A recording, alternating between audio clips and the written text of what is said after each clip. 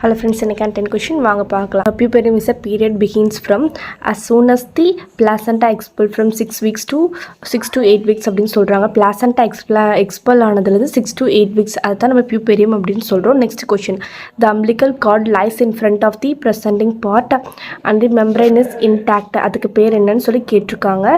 First the presenting partல அந்த umbilical cord இருக்கு, அந்த membrane வந்து இன்டாக்டா இருக்கிறதுக்கு பேர் என்னன்னு பார்த்தோம்னா cord presentation, that is known as cord presentation. Then starting of a menstrual cycle is called menarche. Next, normal blood urea level is 20 to 40 milligram. 1 gram of carbohydrate yields 4 calories. Next, the method of making a victim of breathe passively breathe பண்றதுக்கு பேர் என்னன்னு பார்த்தோம்னா passive breathing is known as artificial respiration. Then a minute that is walled blood vessels between the end of an artery and